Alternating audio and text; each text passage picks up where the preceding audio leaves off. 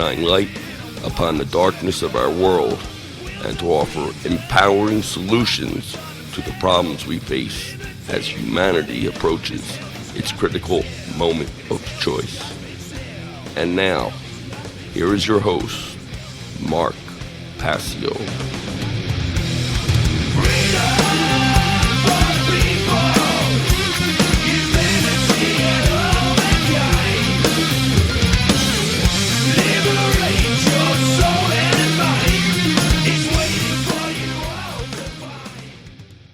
Welcome one and all, you're listening to What on Earth is Happening right here on Republic Broadcasting.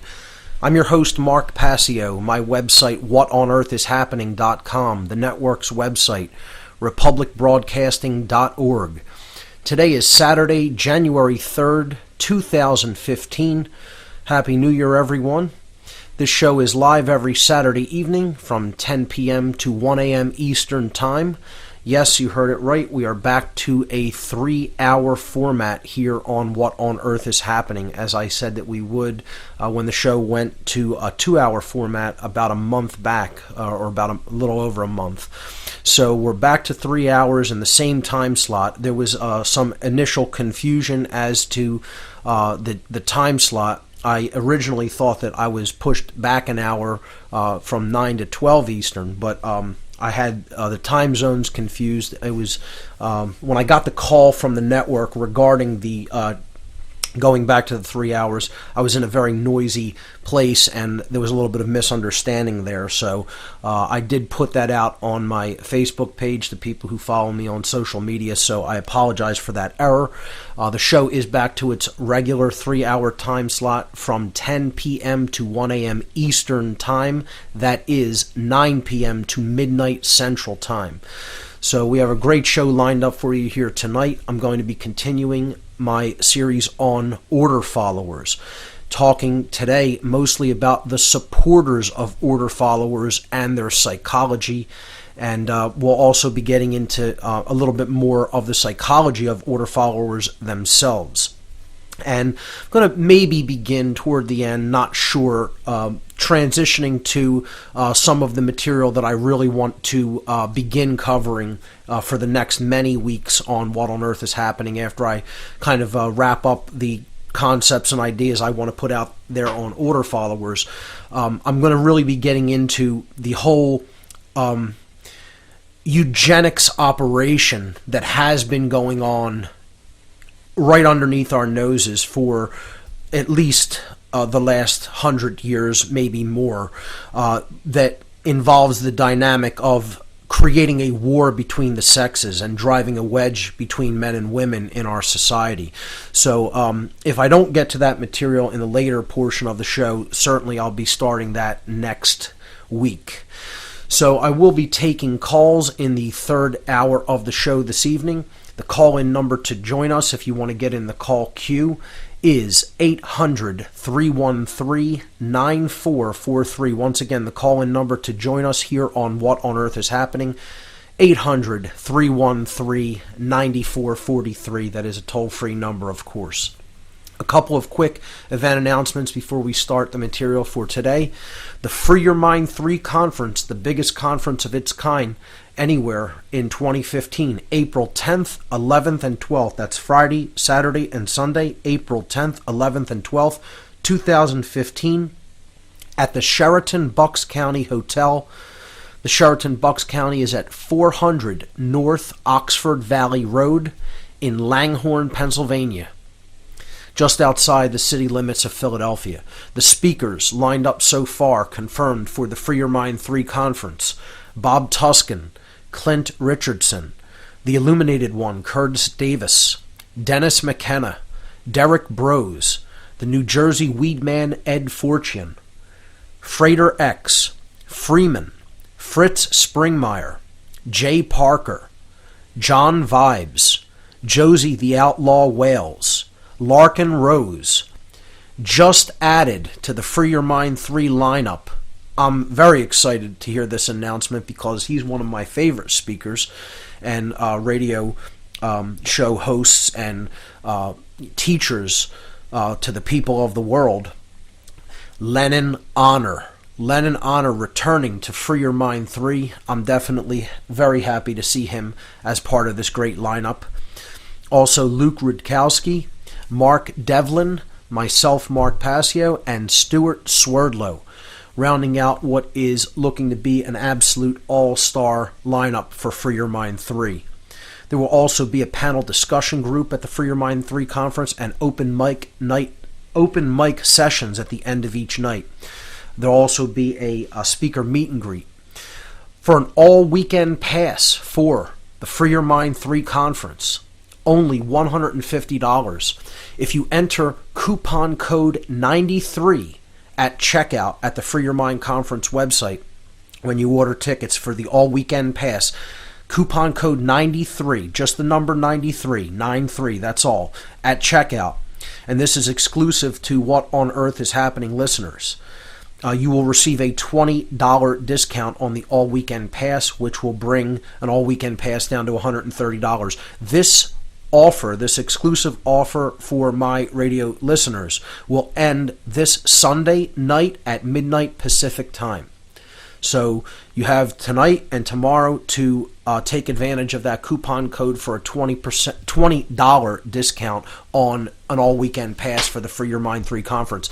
And getting your tickets now is the best way to support this event because it helps to pay for the venue and for the speakers' travel and lodging expenses. Folks, I'm just highly encouraging anybody, don't worry about the schedule. The schedule is not made yet. The speakers have to be, the full lineup of speakers will have to be completely confirmed by the main organizers. And once that's done, then they'll make their speaker schedule. Hounding people for the speaker schedule is not going to get it out there any faster. This will have to be determined by the organizers, in their time. And quite frankly, it's just my take on this conference is if you support this event, and I know there are some people out there who have limited funds to spend, but I'm asking people to just buy the all-weekend pass. Even if you can't be there, let's say on Friday evening or whatever, support the event by buying the all-weekend pass. It's the best way to show your support for this event and for its organizers and for the speakers. And it's the best way by getting your tickets in advance, an all-weekend pass in advance. You are helping to the organizers to pay for an event that is very expensive. Renting a high top caliber venue like the Sheraton Bucks County Hotel is very expensive. Bringing all of these speakers from all over the country, just think about the travel and lodging expenses to lodge them for the duration of the conference. Okay? This is not something that is pulled off easily. Organizing a conference is a gigantic task that largely goes thankless and unrewarded. So my appeal to people out there, if you want to support this event, get an all-weekend pass in advance. That's the best way you can help to support the goals of the Free Your Mind Conference. For more information on this phenomenal event coming up in April, visit the conference website at freeyourmindconference.com. So, when we come back from the break, I have one more quick event announcement, and then we'll jump into our topic for this evening. More on order followers and their psychology and the psychology of those who support them. You're listening to What on Earth is Happening. We'll be right back. Let's swim to the moon. Let's climb through the tide. Penetrate the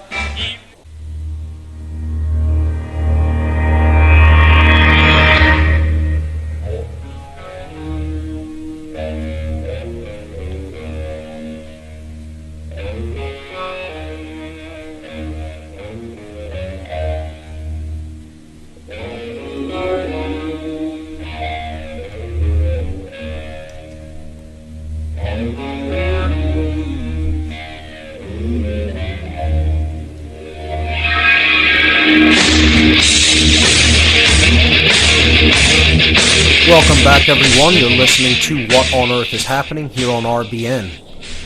I'm your host, Mark Passio, my website, whatonearthishappening.com. A couple more quick event announcements before we jump into the material for tonight's broadcast.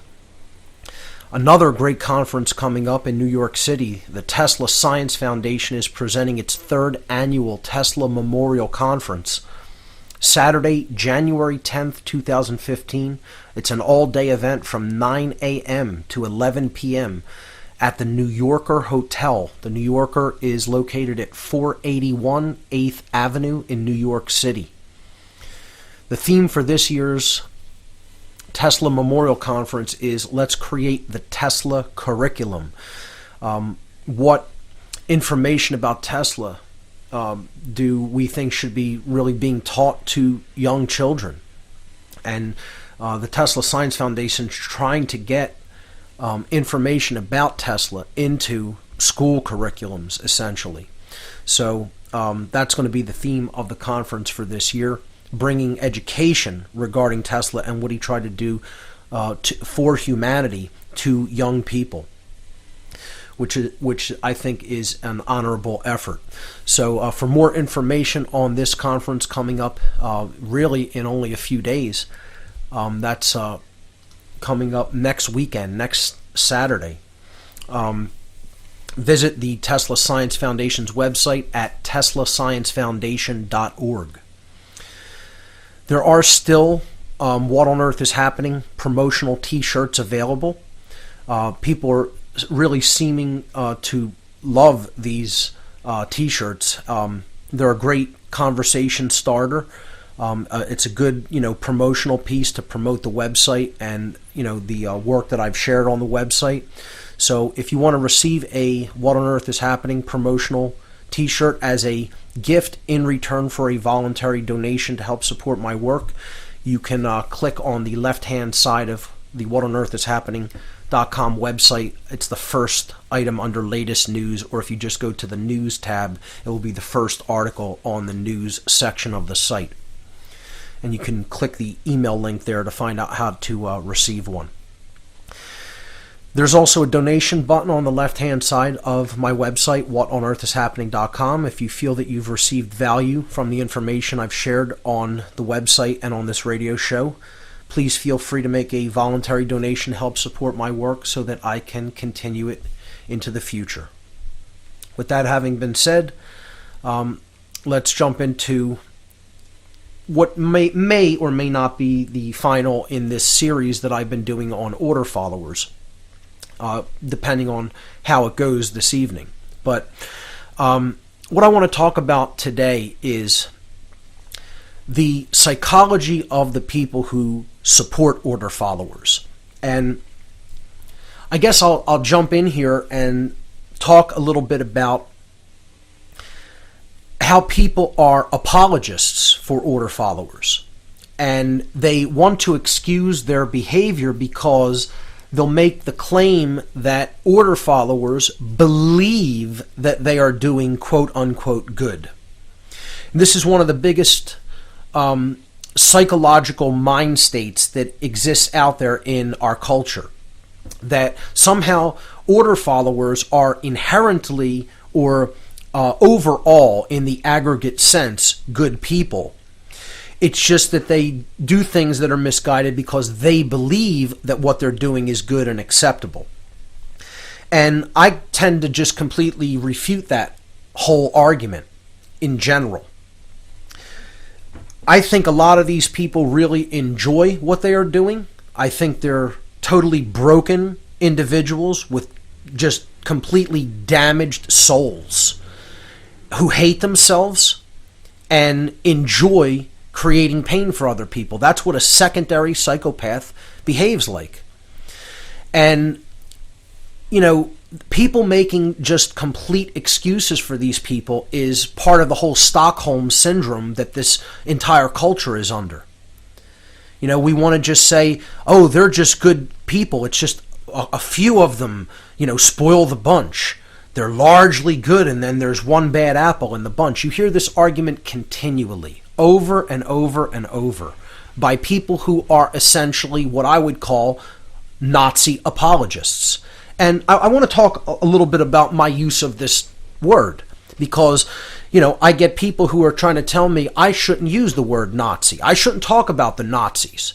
Well, first of all, nobody's going to tell me what I will or will not talk about, or should not be talking about on my own radio show. I'm going to talk about what I want to talk about, because I have freedom of speech. And if you don't like it, shut the radio off. Shut the internet page that you're listening to it on off. You don't have to listen to me, okay? You're certainly not going to influence anything I talk about here, because I have a very specific set of things I want to talk about, and I'm going to talk about them as I see fit, and I'm going to use the terminology that I see fit to use. So go on your own show and talk about what you want, and or don't talk about things that you don't want discussed. You do that when you have your own radio show. So I'm quite frankly just tired of the emails. It's bad enough that I have to sift through the nonsense that I get in my email box, because I do have to essentially, look for things that I do need to respond to.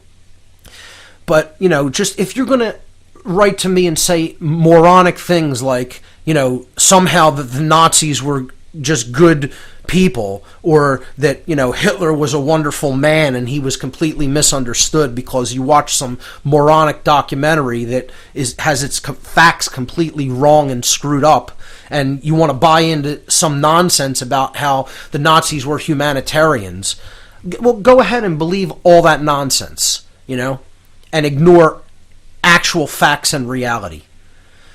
And people want to say, oh, the term Nazi isn't these Nazi apologists for order followers want to say it's not a valid comparison. What's going on in today's culture through order followers somehow isn't an equivalent of what the Nazis were doing in Nazi Germany. Or you have these other complete idiots out there that want to say just a number is what they want to argue about. How many people were murdered by the Nazis, or how many Jews were killed by the Nazis. I've said from day one, who cares? It doesn't make a difference whether the number is 1 or 100 million. Does not make the slightest bit of difference. The bottom line is you're talking about a culture that put authority on a pedestal and worshipped it as a god. Bottom line. Bottom line. All based in total authoritarianism. All based in collectivism. All based in socialism and fascism. And people can't see how these are the same forms of control with a different uniform on. Because they're brainwashed. They're brainwashed by their culture. They're brainwashed by their racism. They're brainwashed by the things that they've been lied to about. And then people want to say, I don't know what I'm talking about when it comes to this dynamic. I mean, give me a break. Anybody that would support this sick regime or any other dictatorial, totalitarian, sick, twisted, psychopathic regime needs their head examined, because there's something seriously broken inside their soul. There's something wrong with people like that. And they haven't read enough. They haven't done enough study into real history. That's why they don't understand what's going on now.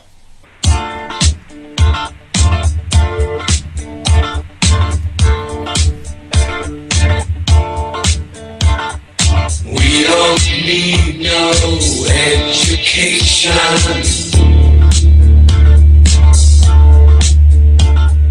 We don't need no thought control. No dark sarcasm in the classroom.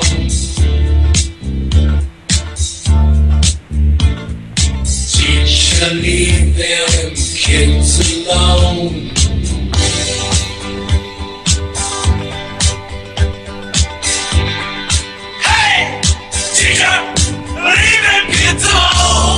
Welcome back, everyone. You're listening to What on Earth is Happening. I'm your host, Mark Passio.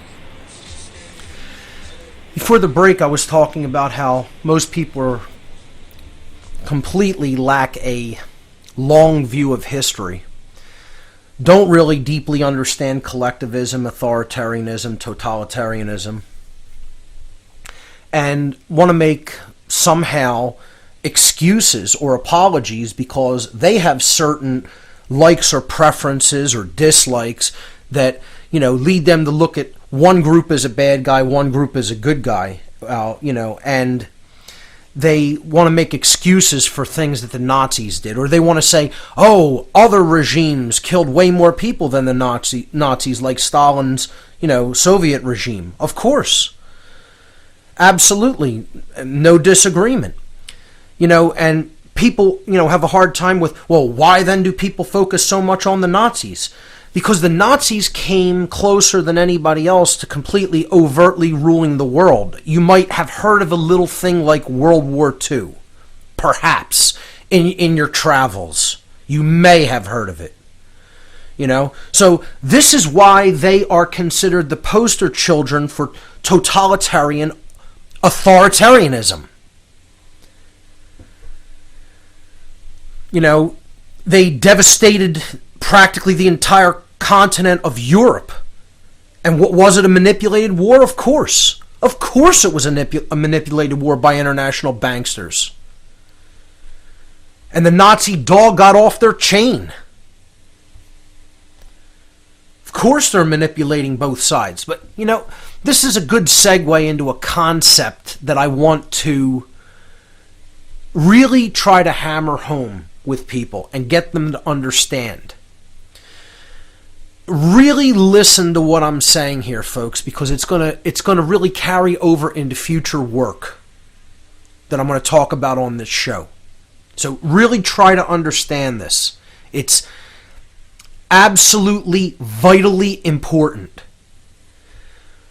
In a dialectic manipulation that is being carried out by the highest levels of the control system, let's say, the people who are the mind controllers, the dark occultists of this world, the think tank institutions that really want to socially engineer the entire culture, the whole world, the social engineers, the mind controllers of the world, whatever label or name you want to put to them.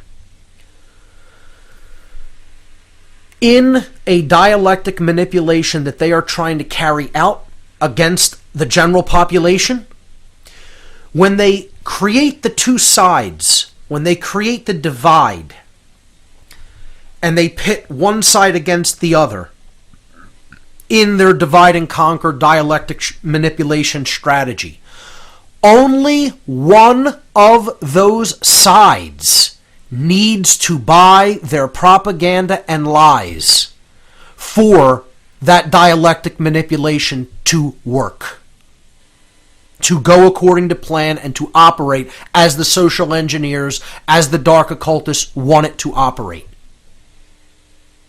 And there can be no better example of that than Nazi Germany. That was fomented by the dark occult. And I mean, you know what? Like, after I touch on some of the material that I'm going to be talking about regarding the vast majority of women's support for statism, authority, the support of dominators through the relationships that many of them are involved in with order followers and dominators, how mind control has been very specifically targeted at women in our society. I'm going to get into the devastation of real moral value through the destruction of the family dynamic. I'm going to be talking a lot about neo-feminism. I'm going to be talking about the new form, or what I'm calling neo-feminism, as a eugenics operation. The war between the sexes. All these topics are coming up. How there's a complete lack of respect between men and women in our society. The emasculation of the male in society. Putting women into a more dominating mindset, wanting control. These are all dialectical manipulation tactics. Now, after I talk about that, I think I'm going to do a series on the dark occult creation of the Nazi regime. How this religion came into being of Nazism. And, we can get into how that brought communism into being, because if you think that, it's not essentially the same religion, it's the same dark occult religionists, priest class behind both of these dialectical approaches to totalitarianism. And people still fail to see how they are essentially bringing about the same thing, because they're so concerned about labels. They think that somehow fascism and communism have different end results. It's a name, it's a label, folks. They both are totalitarian regimes based in collectivism, where government is God, the people become feudal serfs, nobody owns property, nobody has rights, and the world goes into a huge prison society. Concentration camps, regimented mindset, uniforms, they're so dramatically different. I mean, people of a complete childish mindset cannot see the difference. Cannot see that they are the same. It still insists that they are somehow different from each other. A childish mindset thinks this way, because they've bought into the dialectic, that somehow they're different. It's all one thing, folks. I said it last week. You want to know who's behind this? It's the cult of the dark sun, period. I don't care what name you want to put on it. The priest class of Saturn, the dark occultists, the mind manipulators, the social engineers.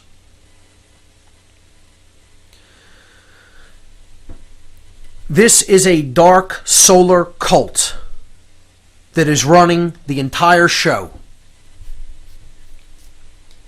And people still don't want to understand that they've been behind all of these totalitarian regimes. They've brought them into manifestation.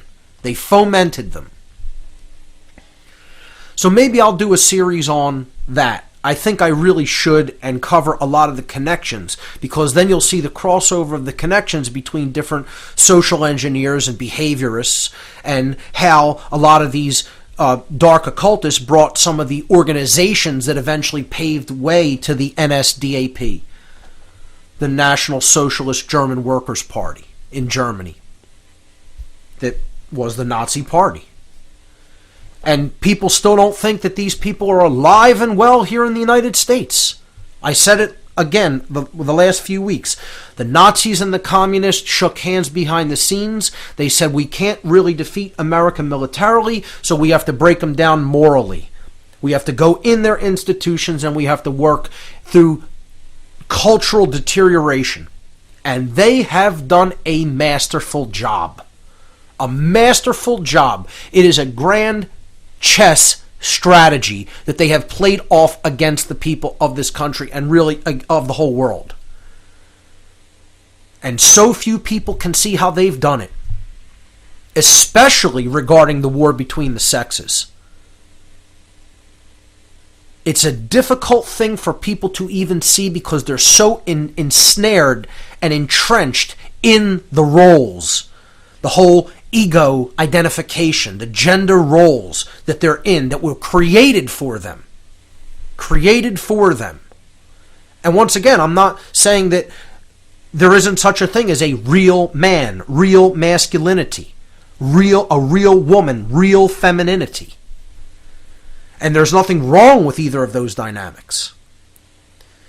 What they have done is created the artificial man, the artificial woman, the artificial being that is wed to the state, that is wed to the concept of authority, that is wed to collectivism. And they're not operating as a genuine being at all, in any sense of the word. On the other side, I'm going to go back into the psychology of order followers and the people who continue to support them. These people with Stockholm Syndrome. You're listening to What on Earth is Happening. We'll be right back.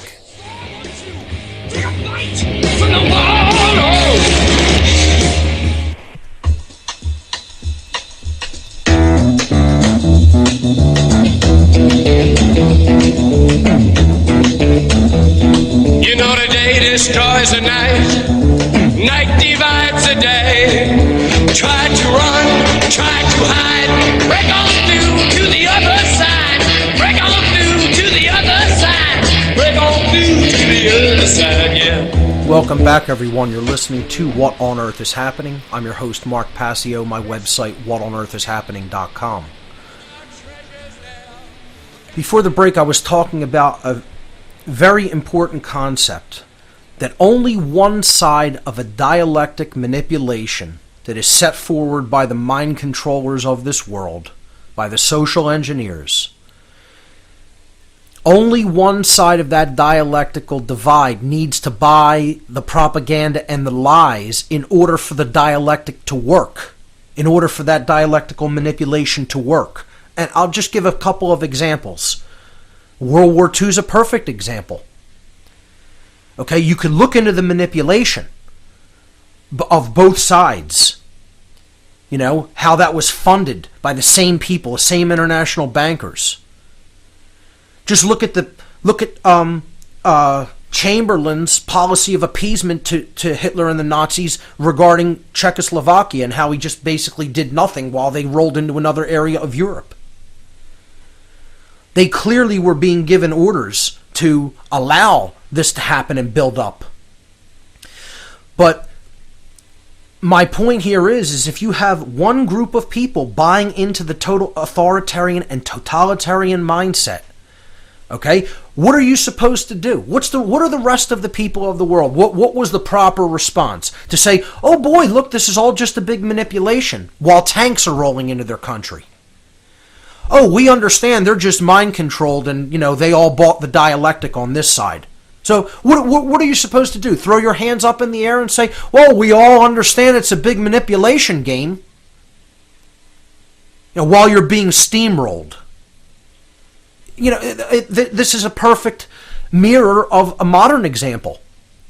We are living today with a standing army amongst us, something that the founders of this country continuously warned us not to allow to happen. But no, we don't want to think that they knew anything. These weren't intelligent people, that we should have listened to their advice, And now we have a standing army in the form of police living amongst us in every city in the United States. They constitute a standing army. Whether anybody understands that or not is irrelevant.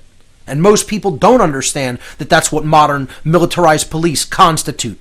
They constitute a standing army living among the population, which is the one thing that almost every founding father of this nation said, do not ever allow that to occur in your midst. And that's exactly what we allowed to occur. People are all the statists out there, all the arguers for the state are so worried about what happens if we get in an anarchical environment. What happens if we get attacked by a standing army outside of our borders? Well, hey, newsflash, there's a standing army inside your borders right now. How about worrying about that situation? How about we take on that situation first? So, hey, the dialectic has already worked on one side. The police have bought that the people are their enemy. They've been trained that way for decades and decades. Bought into the order following is a virtue. And their cult culture. Their cult culture. The people who are part of the police forces and their family members are members of a cult culture.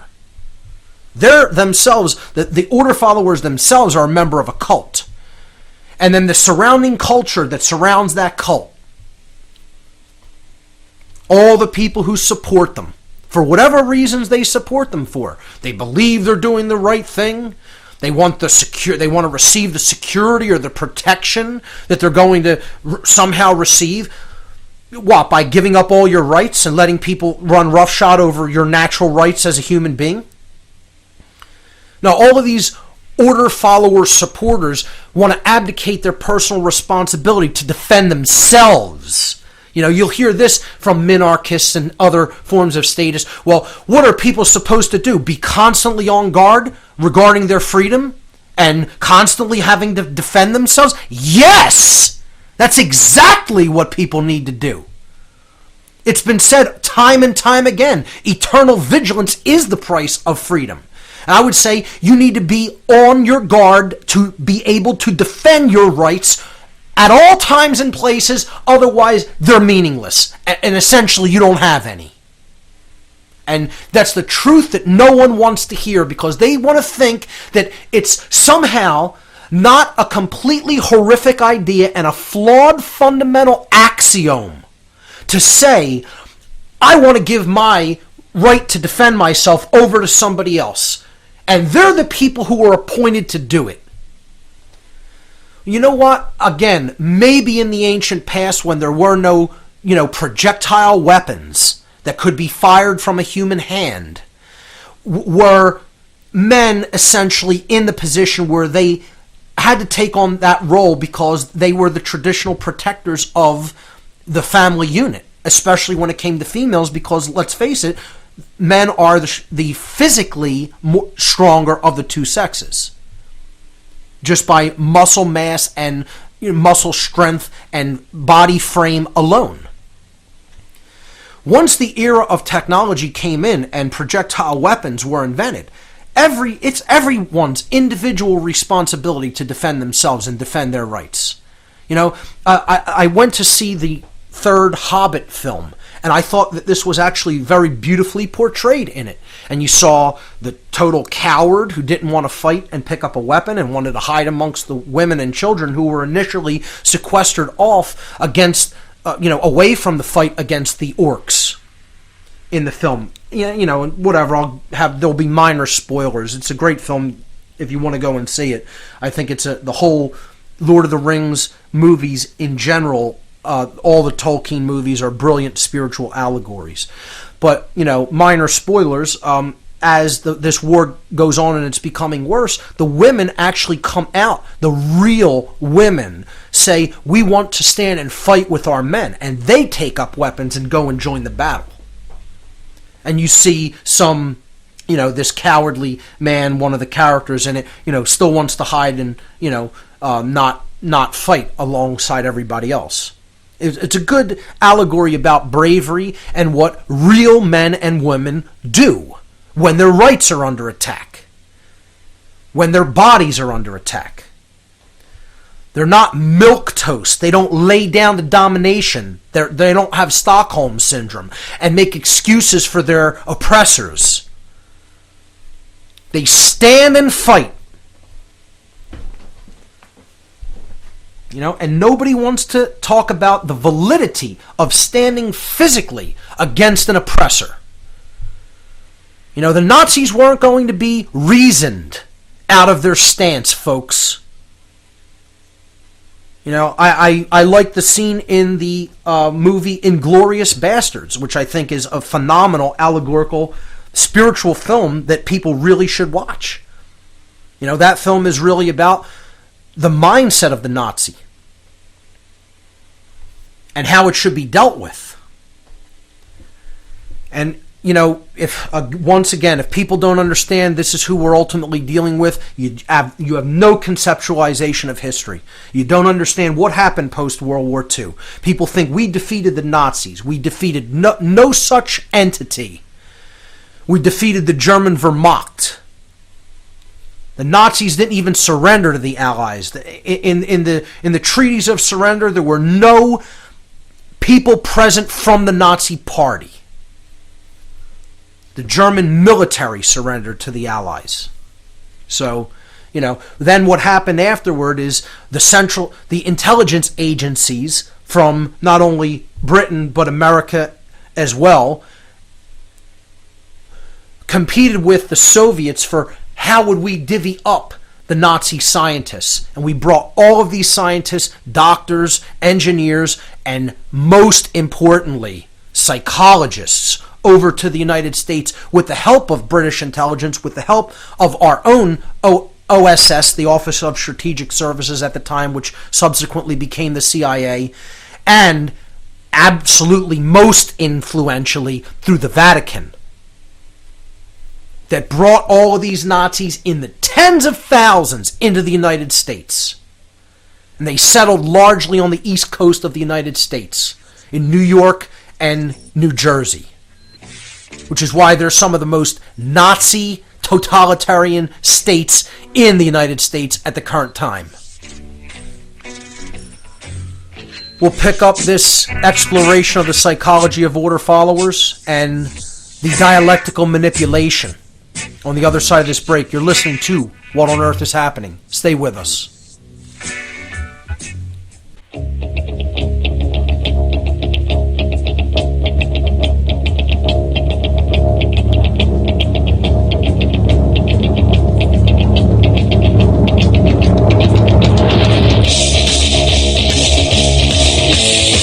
Welcome back, everyone. You're listening to What on Earth is Happening here on RBN.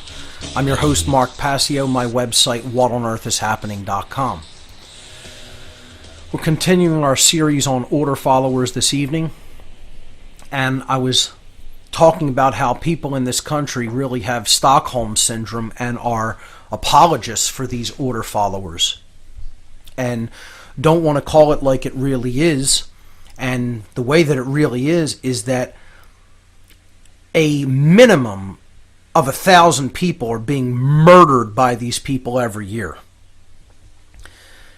American citizens in this country being killed by police. And people still think that this is somehow acceptable and not a sign that what they are trying to do is condition the people that police have absolutely free reign to do what they want and that their orders must be obeyed. And people still put this form of totalitarian authoritarianism on a pedestal and think that, if this order follower calling themselves a cop in this costume is commanding another individual, then their word is the law and you have to do what they say. I mean, it's such slave think. It's pathetic. It's pathetic slave think.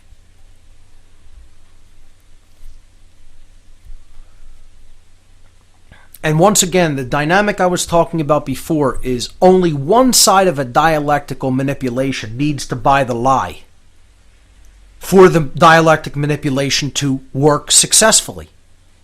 And the social engineers, the mind controllers, the dark occultists understand this dynamic perfectly well and are using it to great advantage in all of their workings in society. I was saying about World War II being a dialectic. Well, if people woke up and recognized, well, the bankers are funding both sides and they're, appeasing Hitler this territory to make him, blow up into a huge threat so that then, other people have to come in and take him out. What are we supposed to do? Just let him take over the world? Let his troops run roughshod all over the entire world? Of course, then the dialectic is going to work, and people are going to have to come in and say whether there's a dialectic going on, dialectic manipulation going on here or not. We need to do something about this, and that's what had to happen. Same thing with the police today. What are we supposed to do? As modern Nazis are advancing on us and taking our rights and constitute a standing army amongst this country, what are we supposed to say? Oh, they're just manipulated. We don't need to take any action or do anything about this situation. Oh, just stand back and observe and watch and just say, oh, isn't it sad that they're so mind controlled?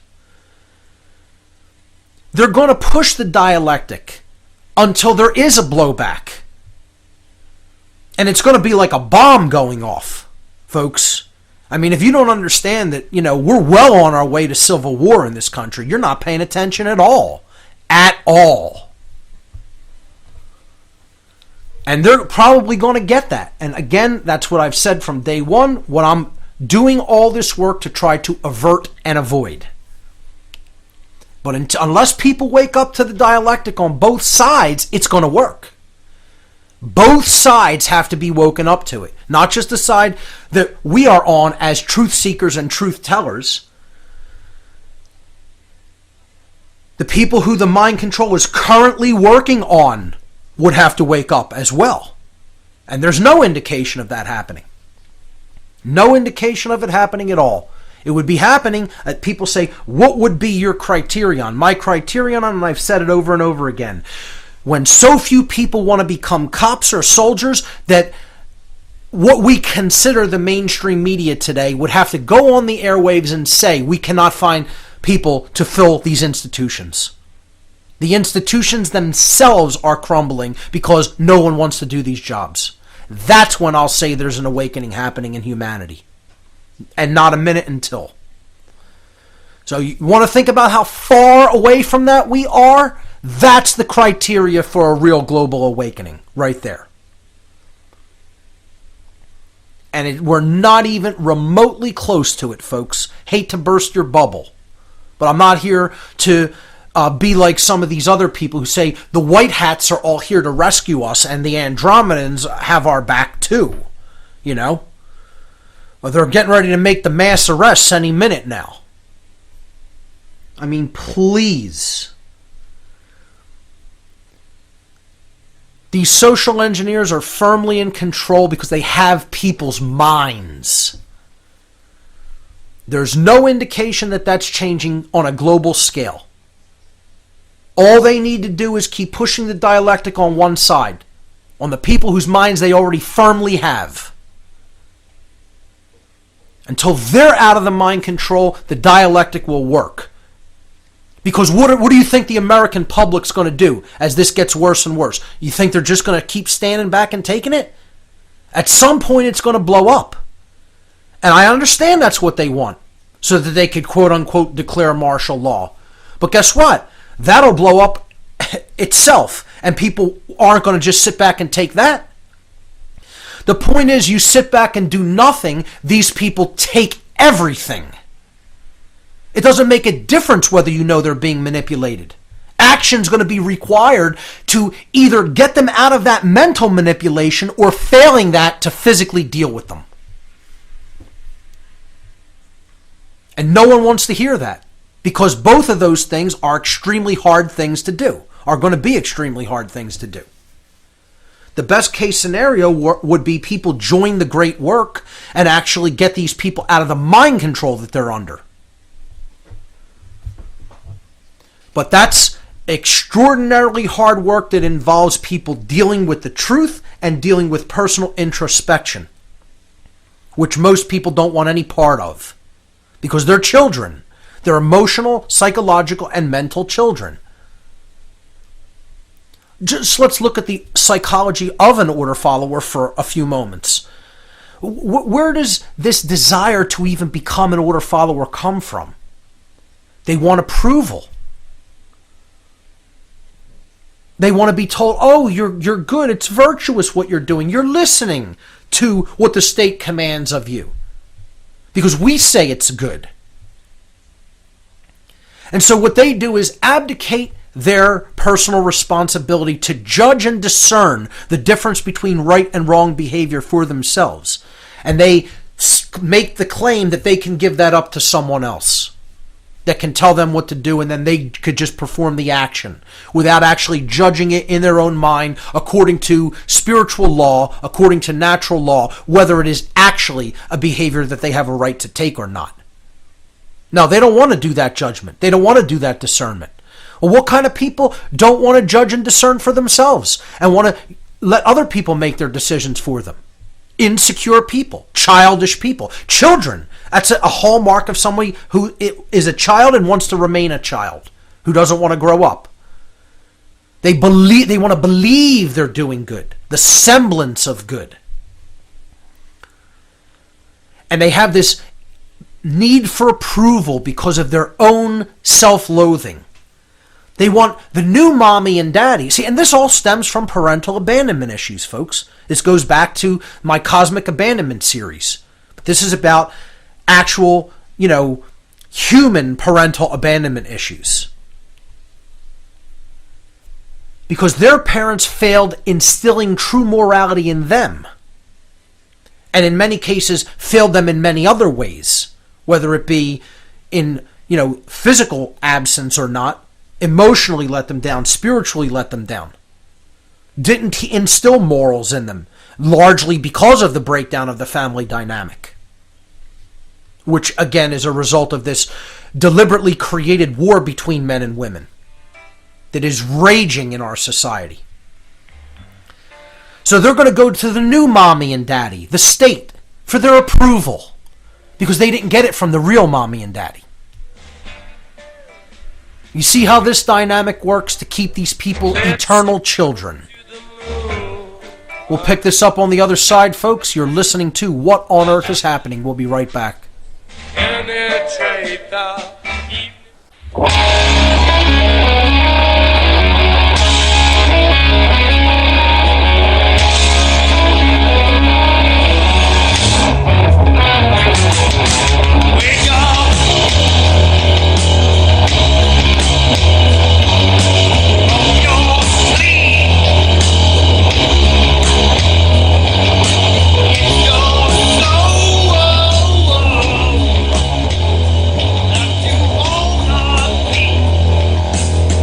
Welcome back, everyone. You're listening to What on Earth is Happening here on RBN. I'm your host, Mark Passio. My website, whatonearthishappening.com. I was talking about parental abandonment issues within order followers. They have this incessant need for approval from others. You know, because they didn't get enough approval from their real mother and father. Or their real mother and father were absent or let them down in certain ways. Whether it even be emotionally or spiritually. They certainly didn't raise them with real moral values, because there is no such thing as the moral value of thinking that following somebody else's orders is a moral virtue, because it can never be such. So many people in America buy into this religion, this nonsense religion, that following somebody else's orders, obedience, is a virtue. I mean, give me a break. It's the exact antithesis of that. It's the diametrically opposed polar opposite of virtue or morality. Because conscience is the knowledge of the definitive difference between right and wrong behavior. And exercising conscience, which is the hallmark of a moral being, means you are going to act upon that knowledge and choose willfully the right action over the wrong action once you know the difference. Following orders is the exact opposite of that. It's saying, I don't care about knowledge. I don't care what the difference between right and wrong is. They're telling me to do it. They're offering me this to do it, and I'm going to do it. The exact opposite of virtue. Completely logically proven right there. What about the supporters of order followers? How about their parental abandonment issues? You know, as people engaged in this Stockholm Syndrome dynamic. They believe that they're going to receive security or protection in this so-called exchange, you know, of we'll do what the order follower says and we'll get protection. I mean, you don't think that comes from parental abandonment issues? They're substituting the feeling that they never got from mommy and daddy, security or protection, and handing that off to the state. People never think about how this dynamic works. When it comes to the underlying thing that's going on here in society, folks, is parental abandonment. And then you tack cosmic abandonment onto that, the cosmic form of parental abandonment. And you have the absolute perfect degradation of a species, which is what humanity is undergoing right now. The parental abandonment issues of this dynamic cannot be overemphasized. And you think about then why that is. What's creating the destruction of the family dynamic? What's creating the destruction of the ability of man and woman to get along with each other? What's creating total hatred between the sexes? And many people will insist it's just the nature of people. It's human nature. And again, as soon as I hear that term, I know you don't know what you're talking about. Immediately, I know you don't know what you're talking about. You might be able to see the symptom. You may be able to see the symptom. You may even be able to have an accurate analysis of the symptom. But you do not understand causal factors. And anybody that wants to just chalk any of this up to just human nature has absolutely no clue what they're talking about, because they're completely ignoring social engineering. They're completely ignoring mind control. They're completely ignoring the stated agendas of think tanks worldwide that want to put eugenics operations into effect in the world. They want to take over society with collectivism and totalitarian belief systems. And they're doing this through the destruction of morality. And they're doing that through the destruction of the family dynamic. And this is a joint operation. This is not only a collectivist, totalitarian based op, but it's also a eugenics op. When you understand how it works together, you'll realize it keeps the population manageable. And birth rates in this country are down. And that's another thing I'm going to get into. 2.1% birth rate needed to maintain a steady population. Current estimates are we're at a 1.85 and dropping. But nobody talks about that because we're packed like sardines in overcrowded cities, and then people want to say the world is overpopulated. The carrying capacity of this world's a minimum of 10 to 20 times what we have on it. Maybe more.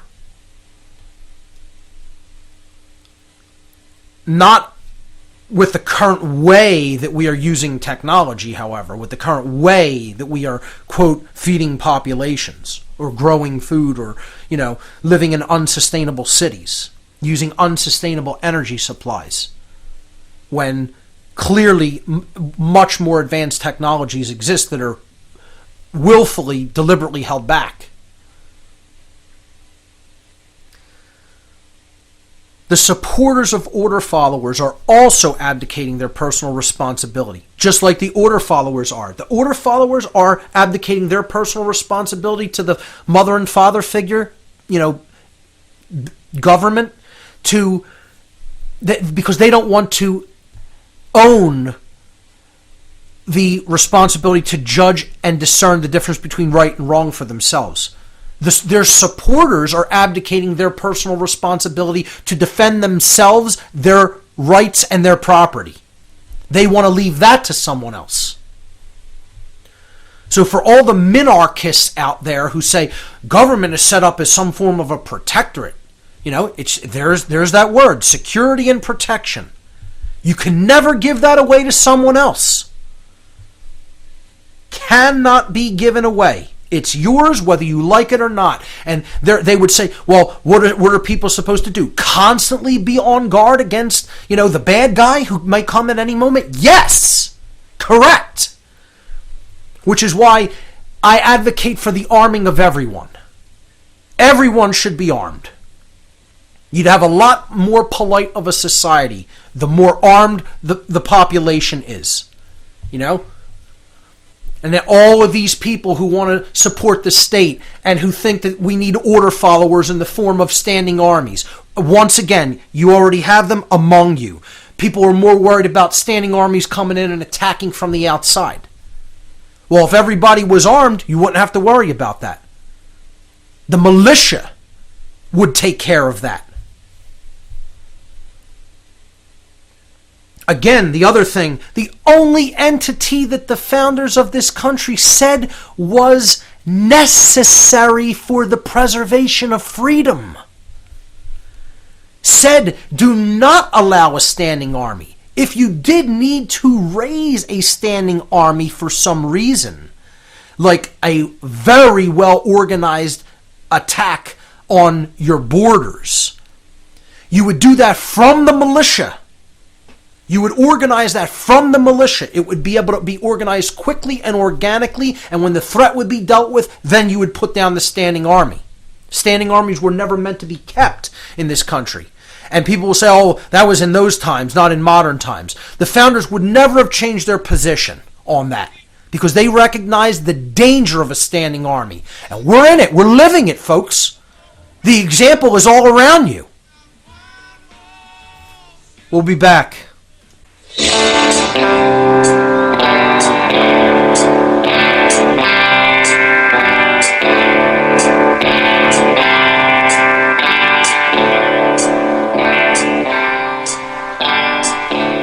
There's a code of silence that we don't dare speak.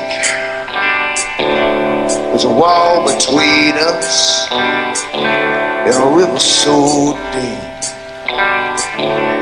We keep pretending that there's nothing wrong. There's a code of silence and it can't go on. Welcome back, everyone. You're listening to What on Earth is Happening. I'm your host, Mark Passio. My website, whatonearthishappening.com. When are people going to wake up and understand that there is no such thing as giving up your personal responsibility to someone else to either discern the difference between right and wrong behavior, or to defend yourself when someone who doesn't care about the difference between right and wrong behavior decides that they're going to violate your rights and freedom? That responsibility always belongs to you and you alone. And again, it's the sacred feminine and the sacred masculine combined. The personal responsibility to judge and discern the difference between right and wrong behavior is the sacred feminine dynamic of the non-aggression principle, of coming to an understanding, a deep knowledge of the non-aggression principle, which I call the sacred feminine principle. And owning the personal responsibility to be responsible for your own protection, your own self-defense, is the sacred masculine dynamic. But this is what people have been divided, and ruled as a result of not understanding. You have certain people, the order followers, on one side of the dynamic, on one side of the dialectic. They want to abdicate that responsibility to discern and judge for themselves. And then you have the people on the other side of the dialectic, the supporters of order followers, the supporters of authority, and, believers that somehow order following is some sort of a virtue. They want to abdicate that personal responsibility to defend themselves and their rights. And I would make the claim that deep down inside, this comes from deep-seated psychological parental abandonment issues being experienced by people on both sides of that dynamic. Clearly, the order followers are seeking approval that was lacking in their parental, quote, upbringing. And I wrap it in quotes because they weren't raised, they weren't brought up, they're still morally dead. And all the people on the other side of the equation are acting as little children who want to be protected, who want to be, have the strong father figure, big daddy government, take care of them, keep them safe, when it isn't anybody else's responsibility but themselves to keep themselves safe. People don't like to be told that they're on their own. And when they screw up a situation, they created it and they're going to have to deal with it. No one is coming to rescue us, folks. There are no white hats out there. You are the person who is going to have to do something. Nobody's stepping in and going to pick us up by our bootstraps and be responsible for us. It is not going to happen that way. Get over it. See, that's how you know I'm not one of these people that's just trying to somehow exploit other people's confidence. You know, that's all a lot of these other so-called researchers want to do. They want to build a big audience by telling people what they want to hear, instead of telling them the harsh, cold reality, the harsh, cold truth. And the harsh, cold truth is, more people want the dynamic of the world the way it is than want it to change. Because if more people wanted it to change, it would change. We are not at that tipping point. We are not at that point of change. Not yet. Not even close to it. And that's what I'm trying to get people to clearly see, what our work is to do. The great work is so far beyond where most anybody conceives of it. It's so much more difficult, vastly difficult, than anybody even has a conceptualization of. Hardly anyone. People are stuck in this new age crap dynamic of it only takes a little bit of people to create a mass change. Wrong. Wrong. Incorrect. It's a lie. It's all about numbers. It's 100% about numbers, folks. That's why it's called a tipping point. In a chemical reaction, you would need to add a certain amount. That's why it's called a quantum shift. The word quantum in Latin means an amount. You want that balance to tip the other way? Well, then a certain amount of force is going to be required. And that means a certain amount of people are going to have to change how they think. And I would say the minimum you're ever going to get that done with is half. And if anybody thinks we're anywhere close of 50% of the people of this world being fully enlightened, you really have psychological issues. Because if you could look out at the world and say half the people are enlightened, I mean, there's something seriously wrong with your perception. I don't know what planet you're living on, but it certainly isn't Earth in the year 2015. Want to talk a little bit more about this whole belief of doing good. See, everybody is hung up on intention and think that this is another new age lie. The intention is what matters. Wrong, incorrect. The action is what matters. The effect that you had through your actions, that's what matters. Intention is largely meaningless. It's a nice thing. See, this is a great lie to tell to people who are hung up on emotion. They're hung up on how something makes them feel. It's the same kind of idiots that won't listen to what I'm saying or even consider it or even watch a long video that I've put out because you don't like the sound of my voice. You don't like the timbre in my voice. Oh, well, where's your crying towel? How old are you? That's my answer to people like that. How old are you? Are you an adult? You know? Clearly, you may be an adult in physical age, but you're a child emotionally and mentally. Again, probably stemming from parental abandonment issues. And once again, hey, I have these issues too. I talked about them openly on the air.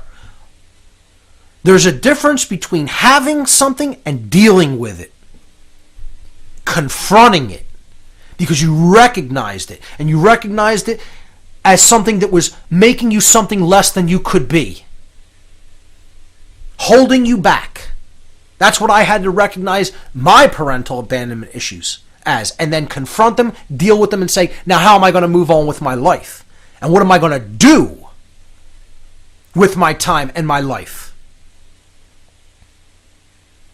How am I going to make an impact? No, most people are content to sit on the sidelines and pick apart other people's work. But they have nothing to show for themselves.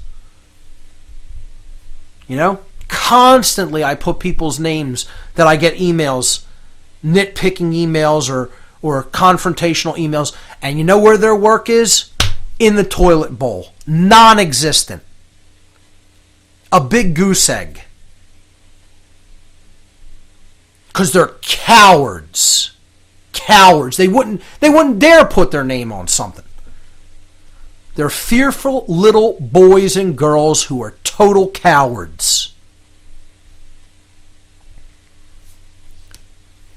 Now, let me tell you something, folks. I definitively know who I'm up against and what they're capable of.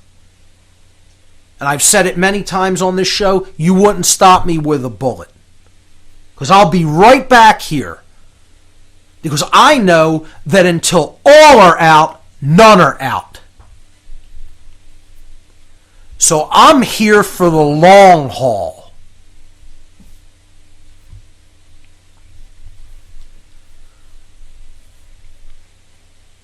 So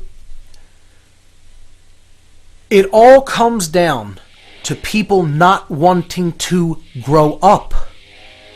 They want to remain in that childlike, infantile mindset that says someone else is going to handle that for you.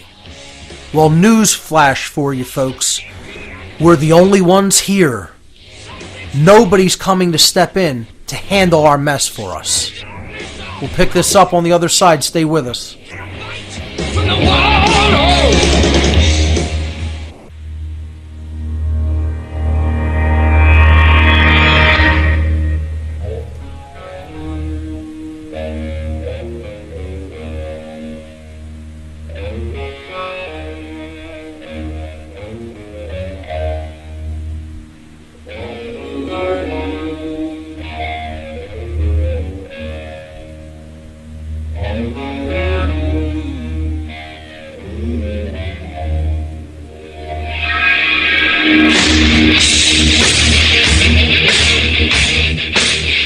Welcome back, everyone. You're listening to What on Earth is Happening here on Republic Broadcasting. I'm your host, Mark Passio. My website, whatonearthishappening.com. Before the break, I was talking about how there's no one else here who's going to help us out of this situation, folks. I mean, if you believe that, I think you're extraordinarily naive. Other intelligences, other species, while they may exist out there in the universe, are not going to want to do our work for us. Then they'd be responsible for us. Like a parent would be responsible for a child. And we're already someone else's bastard child that has been left at the doorstep of the universe. They're not all that anxious to come and pick up that basket and take care of what's inside of it for the rest of eternity. They may support us in our efforts to heal ourselves, but, you have to give encouragement to an adolescent that's trying to become a responsible adult. But, we're the adolescent who's saying we don't want no part of adulthood. We want to remain eternal children. Well, how do you think other beings in the universe are going to respond to that? Well, you could stay in your prison there until you get the message of how you need to behave. And anybody that thinks that all of these beings that are somehow racing here, tripping over each other to get to us, I mean, it's wishful thinking, and the people who propagate that message, all they want is listeners. They want to blow smoke up other people's rear end to get listeners, because people love being told what they want to hear. And that's all that dynamic comes down to. Like I said, if I wanted to increase my listenership, I'd get on the air here and I'd start saying, hey, the Arcturians, they have our back, man. They're coming. Hey, we have word from channeled sources that, the craft are on their way and they're all going to come here. They're going to take all the good people away from all this suffering and all this chaos. I could increase my listenership tenfold by telling people what they want to hear. That's how people have gained massive audiences that don't have one drop of information that's even worth looking at. Now, they won't talk about natural law.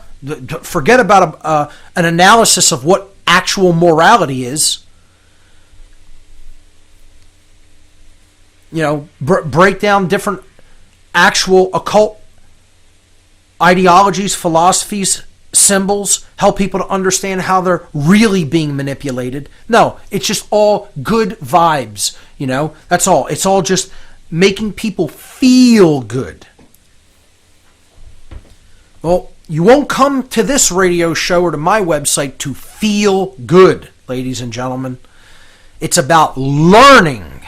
It's about knowledge. It's about right action.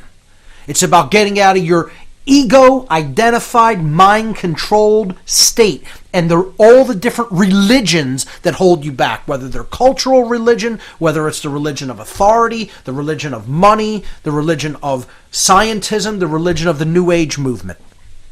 All things that just totally hold us back from our real potential as a species.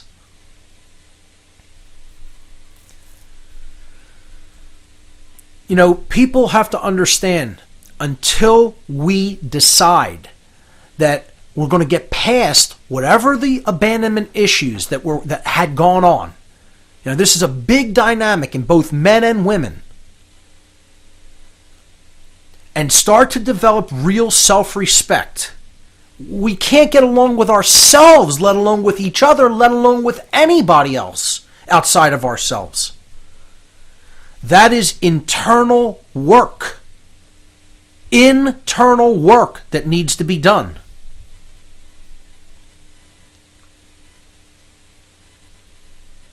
And hardly anybody wants to do that work. They want to pass on the buck. They want to pass the responsibility to somebody else. And they keep wanting to make excuses and then get all objectionable about me bringing up an example of the Nazis as what these people emulate and what they have become.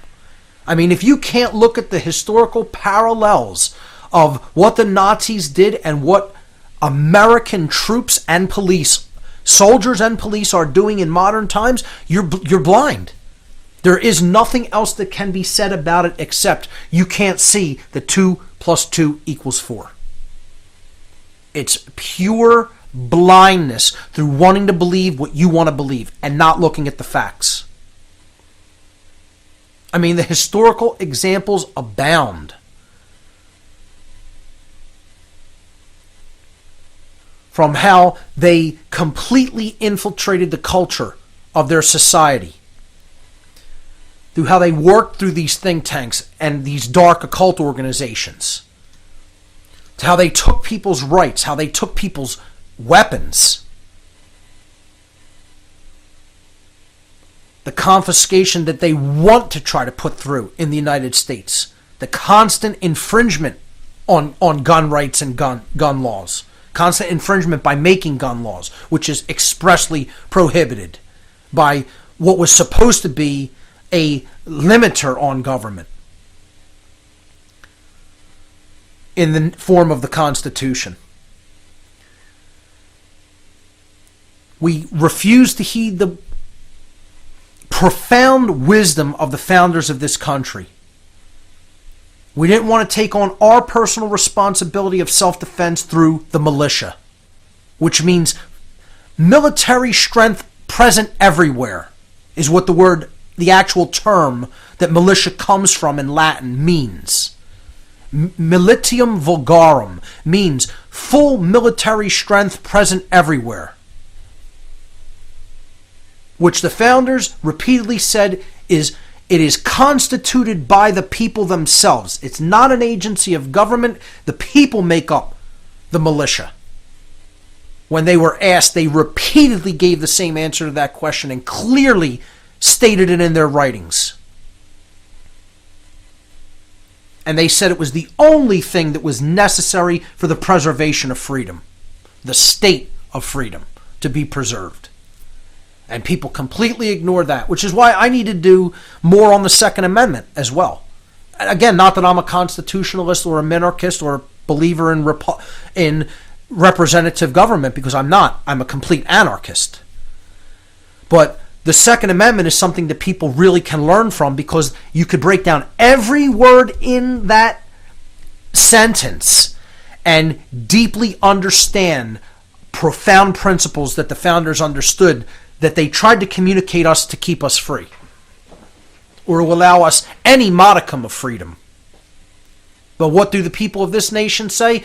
There's no wisdom in that. We don't need to pay attention to that. That was 240 years ago. What do we need to listen to that for? Yeah.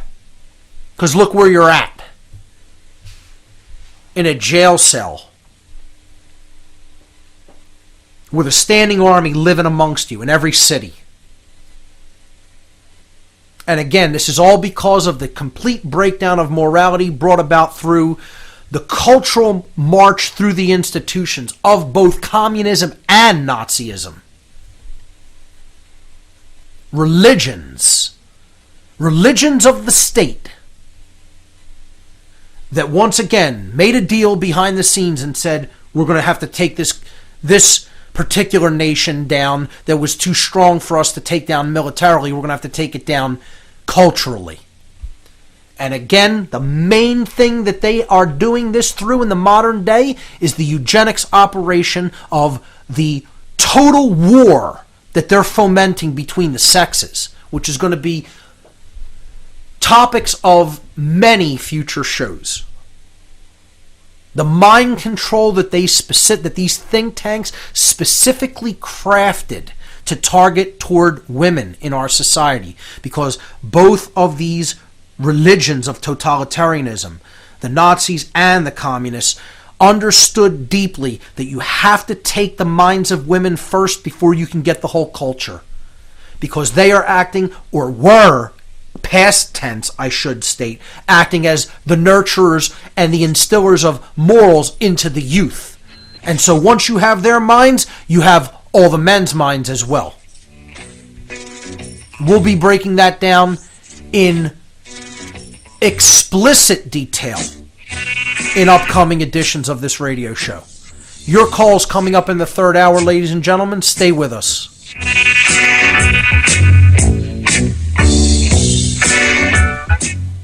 Freedom, man.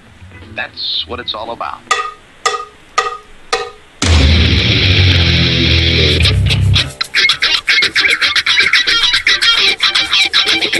You've got to groove on freedom, like the good book says.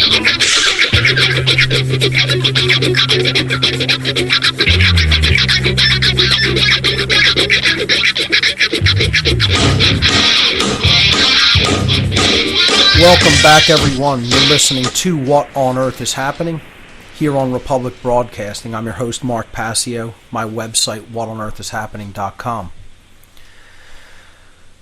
Let's go to the phone lines in this hour. The toll-free number to join us here on What on Earth is Happening, 800-313-9443.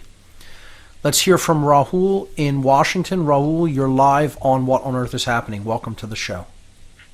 Hello, Mark. Great show today. Thank you. I have a question and a comment that Sure. I wanted to put forward. And before I get to the question and comment, actually, you mentioned on your show many times in the past that it's a comedy show.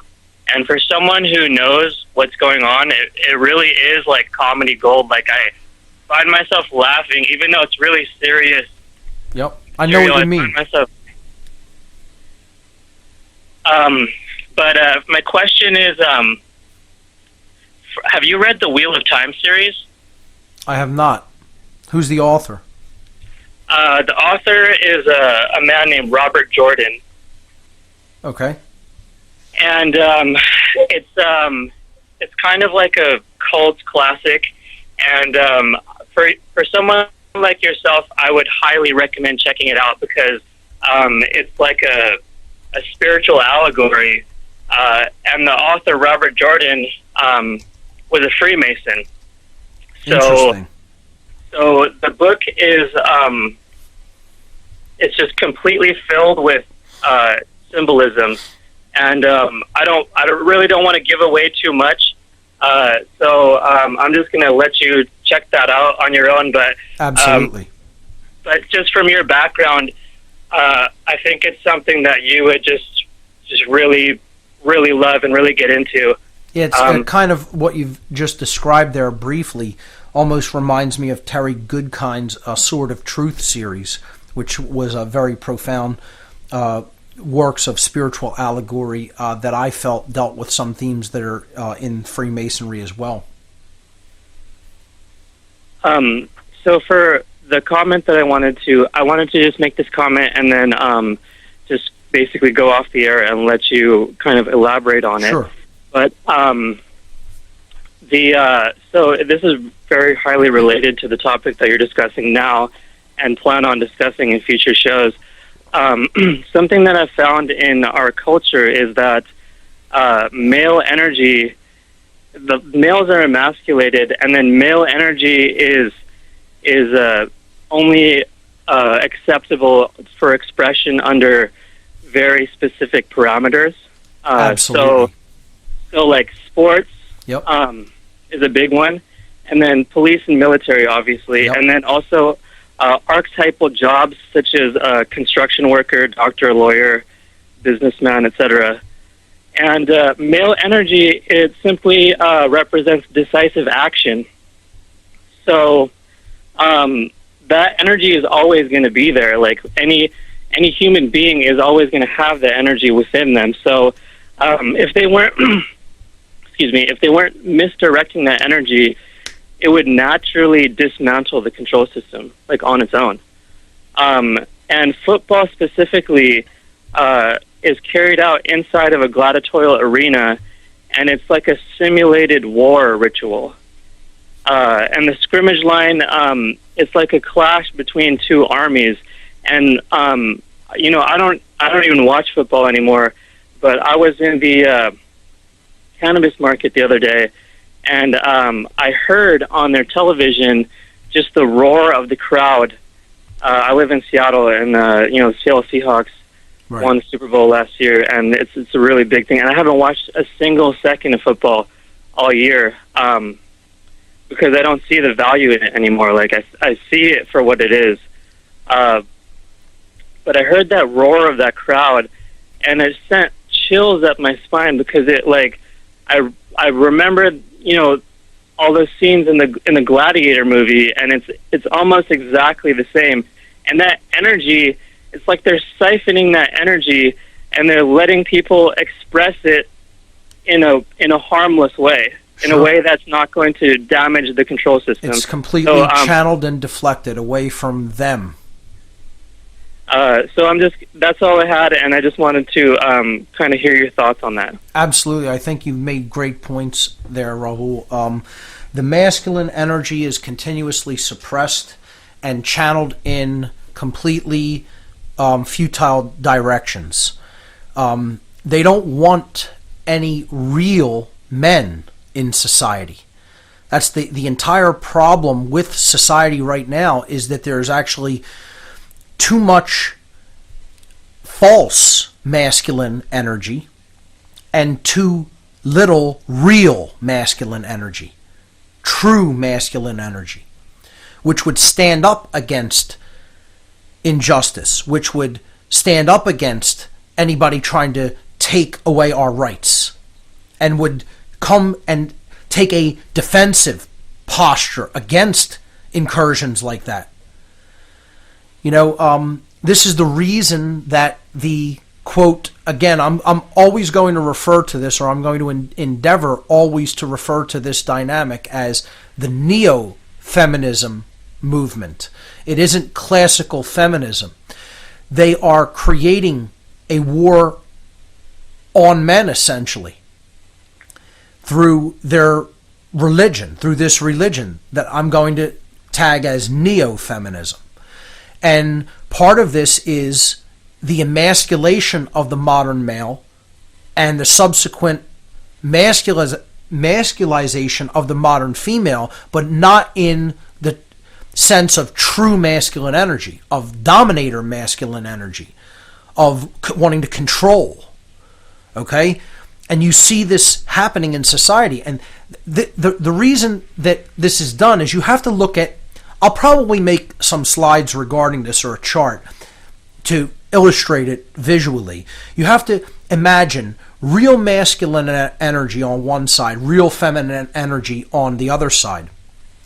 And what they want is to blur the lines between them, to bring everybody away from those genuine things and have it all be sort of a competing mixture, okay, where there's no real men and there's no real women, and everybody is a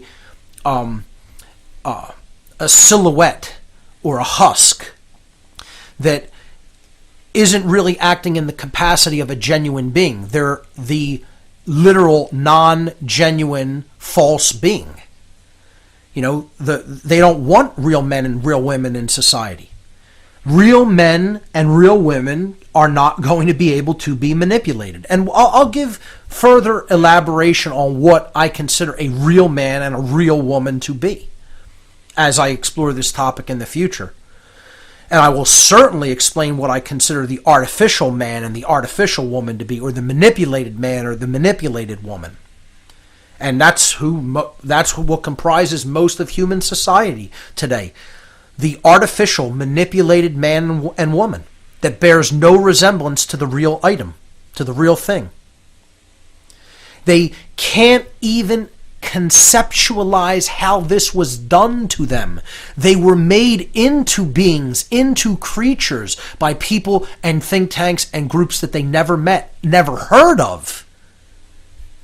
And they were turned into golems by these people that are operating on rote response, like a stimulus response organism instead of an actual thinking human being.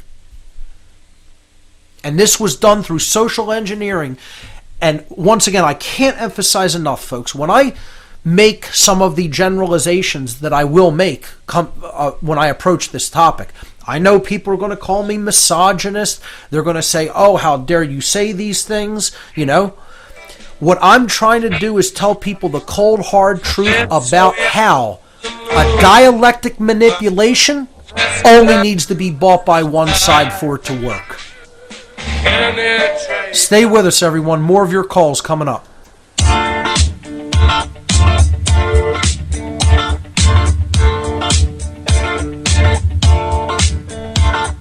We don't need no education.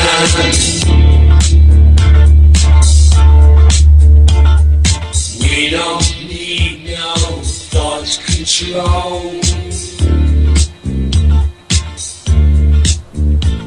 No dark sarcasm in the classroom.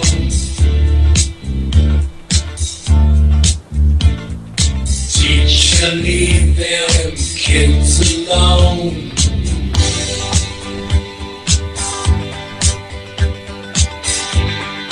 Hey! Teacher, leave them kids alone! Welcome back, everyone. You're listening to What on Earth is Happening here on RBN. I'm your host, Mark Passio. My website, whatonearthishappening.com. We're taking your calls this hour. Final hour of the show for tonight's broadcast. The call-in number, 800-313-9443. I want to thank Rahul for his call and great points that he brought up. Let's hear from Zidani, I hope I'm pronouncing that right, in Connecticut. Welcome to the show. Hi, Mark. How are you doing? Doing well. Did I get the pronunciation of your name right? Zidani, yeah, sure. Great. I want to pick back up, if I could, with the little piece I didn't get to finish on last week and tie it into some of what you're talking about now with the UFO issue. Sure. Thank you. And so we were, I was getting cut off there, was mentioning time constraints, mentioning about, the third option. We were talking about the UFO a little bit, that there's military. Very possible. Obviously there's a ton of documentation and understanding to what our militaries have, in the high quadrants of that with Northrop Grumman, Lockheed Martin, and in military-industrial complexes around the world, and what they're doing with these technologies. Question of, where they began and what their involvement in the whole apparatus is, say, from the phenomena, of abductions. My through line here, to connect it back, is when we look into the Nazis and what the Nazis were really about, focusing, say, more away from, figureheads and charismatic people like Hitler, and rather over to the multitude and manifold abundant works of going through Himmler's work, what he was really interested in. Sure. Going around in the real life Indiana Jones and hijacking everything that was ancient culture. What about some of the secret technologies that a Nazi that's very rarely ever brought up historically, Hans Kammler, was involved with? Then you get into the whole concept of the Nazi bell and, the anti-gravitic work that they were doing. I'm sure they already had very well developed anti-gravitics, and people don't even know about all of this work that they were doing with free energy technologies. There are many through lines there. As soon as we touch the order of the bell, then you go back into the deeper elements, as you've mentioned, and so many great researchers talk about with the Thule Society and what it relates to back in ancient society. You could take that work into those things, understand the connections, and say the actual clarified Bush line, the Bushes who are actually clearly at the root Roosevelt's, but Prescott Bush himself as a sheriff was involved with Nikola Tesla, and the entire work of Nikola Tesla's work was being exploited by Scherf into these German circles. I mean, there's an abundance. No question. Tesla was in bed with a den of vipers. He woke up to it, I believe, a little bit later on, but it was already too late. He had accepted funding from, these international banksters, and, then they crushed his work once they realized that he had a different intention that they did. I don't know if you're familiar with the work of Eric Berman, who was dating a daughter of, he was dating a lady who was the daughter of a man who, towards his death in 1999, exposed himself as Otto Skorzeny, who was Hitler's bodyguard, and he's the one who provides as much of this first-hand testimony concerning himself and George Herbert Scherf, as he would properly be named, or falsely named Prescott Bush, and how they killed Tesla and sold his work off to not only Edison and GE, but tons of other major corps for military application that produced this wonderfully staggering fireworks of delight in the military that we now have. Also connected there to everything you were saying before. It's just, we could scarcely even imagine how far ahead this, quote, breakaway civilization through the dark occult. I mean, you could get involved in the whole lines of research with, von Braun and coming over as part of Paperclip, and then the formulation of NASA, and then all the different occultists that were involved in that group. And then you look into the connections with the NRO, the National Reconnaissance Office, which I talked about in my Demystifying the Occult seminar in Connecticut. And you look at how they're clearly dark occultists. All of their symbolism is just, it's so out in the open, it's practically insulting. And I mentioned it last week. I'll remind you again. I was at your Connecticut. I was at your seminar there. We talked for on the bar after about my personal story with being from a basically Luciferian family and tons of background of my own, and I've got an extensive Kabbalistic Hebrew background. I was sharing with you when you were talking about the NRO what one of their patches was probably about, with the Samael reference. Right. And of course, these people are there, and we can keep looking at things, monetary things, like looking at Martin Bormann existing in Argentina, putting Deutsche Bank down, roots down in 1950, kicking back millions of dollars to JP Morgan, all these, but and that's just one of the guys that we were able to trace and track and eventually find his whereabouts. You look at somebody like Kammler. Hans Kammler was never even discovered. We don't know what became of him. One of the highest ranking technological officers within the Third Reich, and absolutely, quote, disappeared.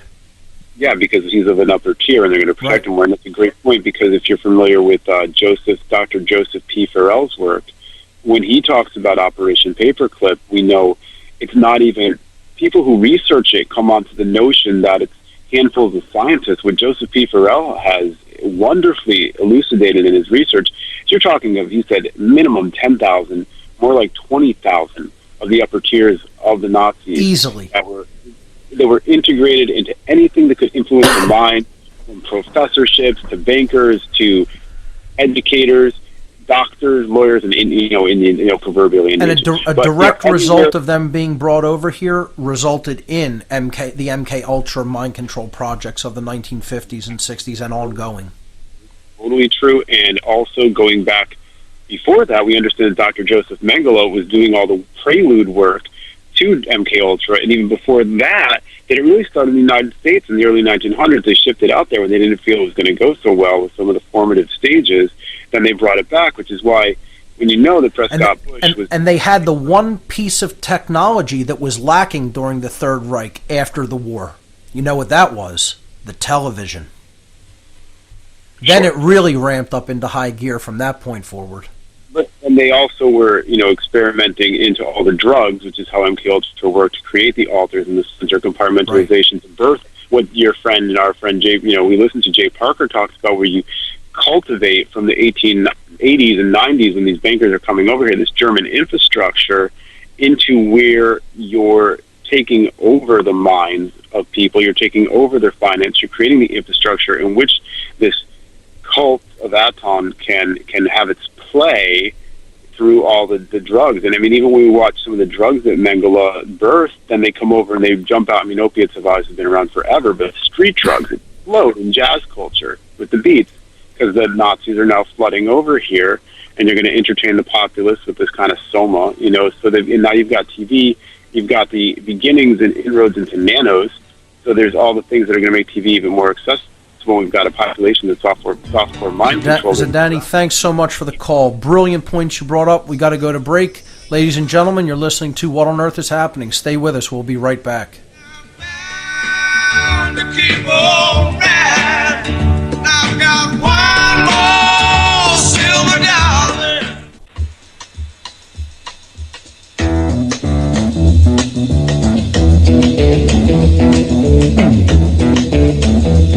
You know the day destroys the night, night divides the day.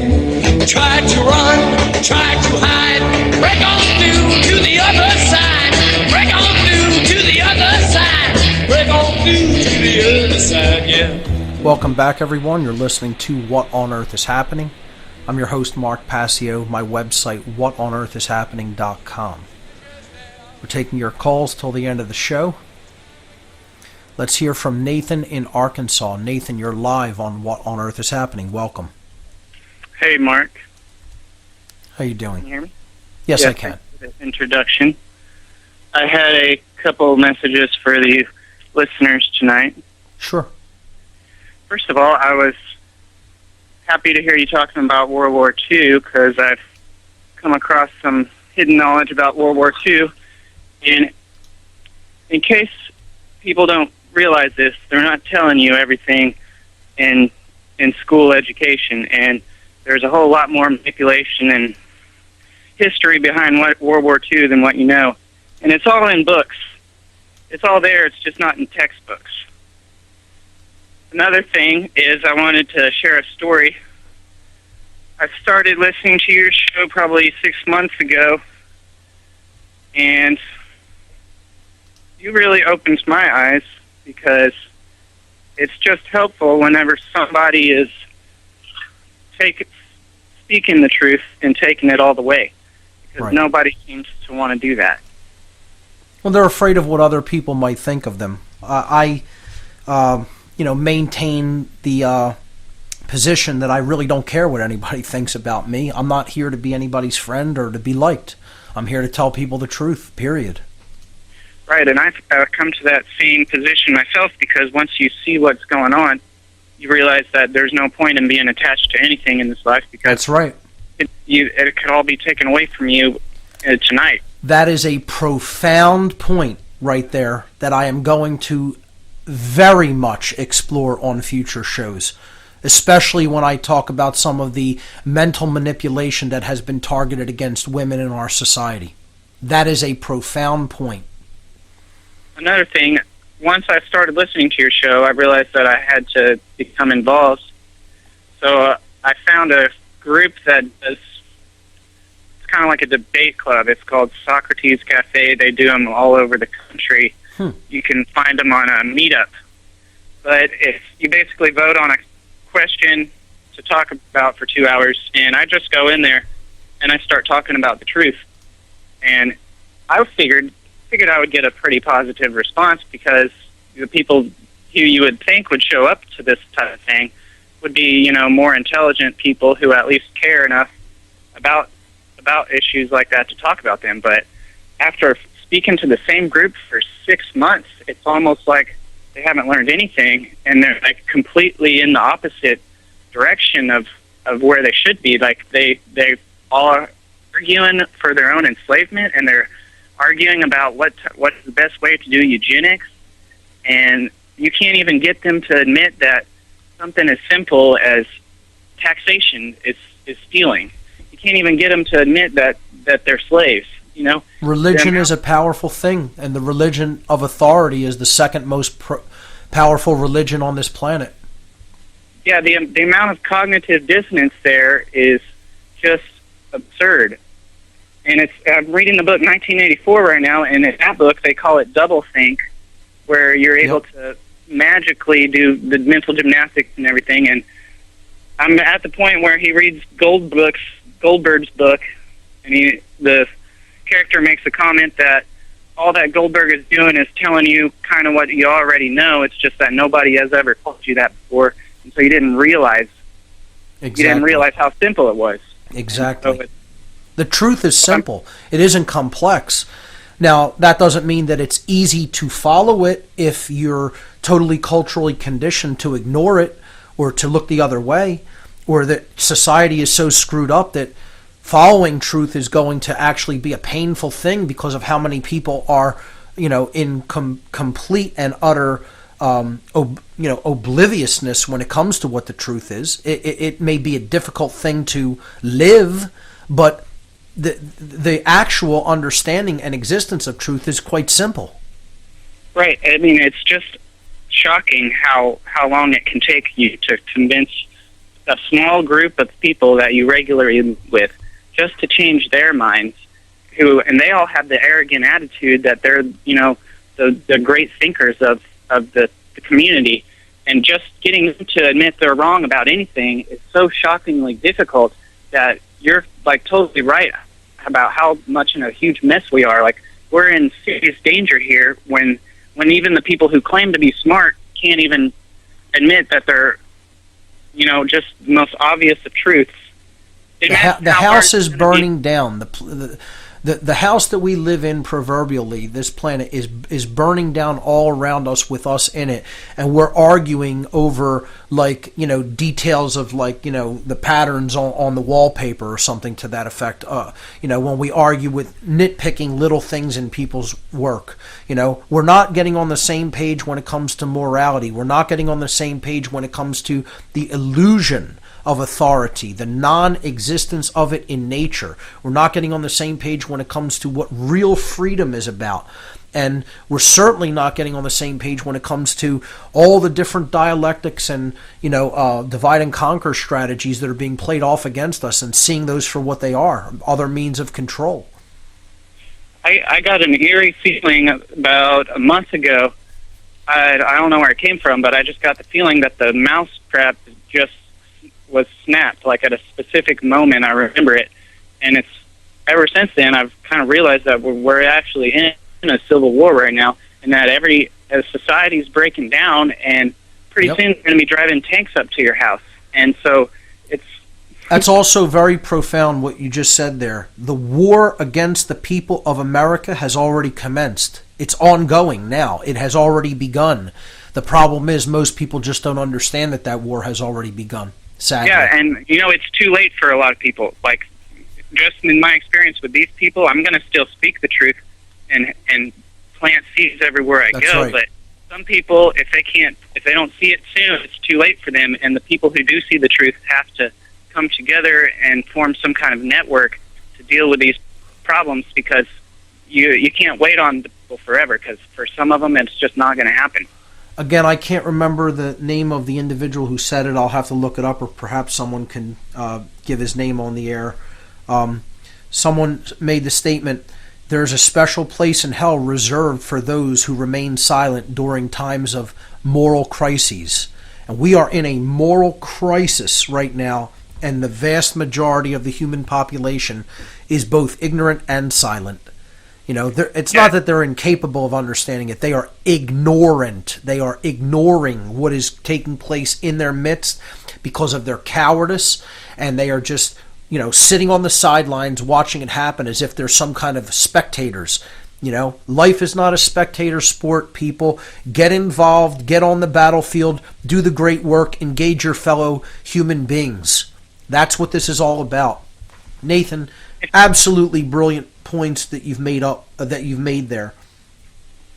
If anybody doesn't believe that it's that bad yet, just get on YouTube and type in UC Davis police brutality, and you'll see the Ferguson riots from about a month ago, and you can see the cult mentality of the police, where they're literally stormtroopers, and the boss is Darth Vader, and they're just they might as well just be raping people in the street. It's that bad.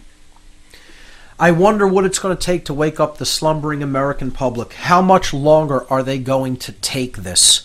The founders are just absolute, their spirits are weeping. And, you know, Nathan, I want to thank you for the call, because it you know, brings up this point. I'll just give a little anecdote here.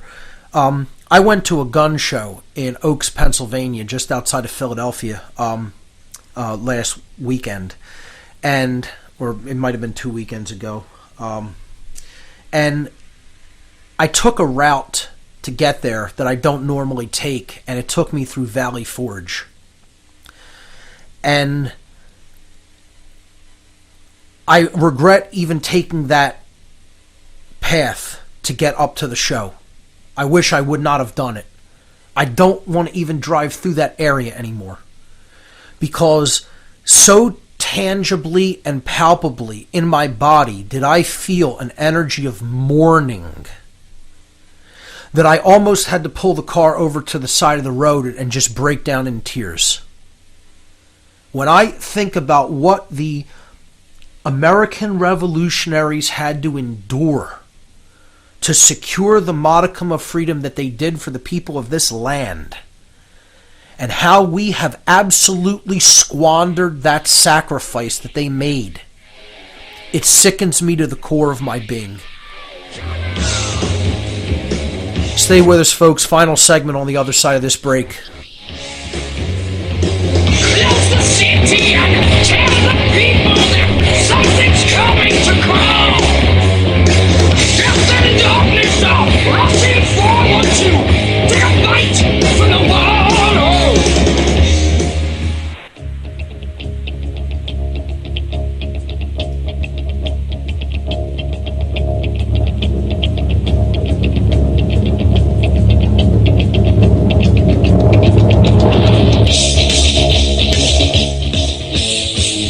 Welcome back, everyone. Final segment of What on Earth is Happening for this evening. We're taking your calls. Let's hear from Tom in Toronto. Tom, you're live on What on Earth is Happening. Welcome. Hi, Mark. Today, pretty good show. Thank you. I just wanted to talk about the ego of order following, how it works through my observation. Okay, so go right ahead. It's like a concept I refer to as perceived size. You know, people perceive not only size, but they perceive qualities of things that don't actually exist. Like, they'll perceive that a queen, like, she's just an old lady sitting on a chair with a metal hat, but they perceive that there's some sort of divine ability about them. And, you know, that works on the ego. And it happens both ways. Like, to say a real object, like, say, a dollar bill, has some magical power to it, and a not real object has some physical power to it. You see what I'm saying? Yeah. You know, it exists only in their constructural idea in their mind, but it doesn't exist actually innately in nature.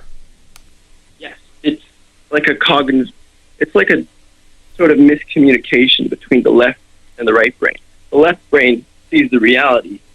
The right brain sees the creative imagination, and it gets those two confused. Like, oh, this isn't actually completely real. It has these sort of non-realistic qualities to it. Like, to give an example, like, how do you kill a vampire, right? It's like, oh, so you get a steak, some garlic, some holy water.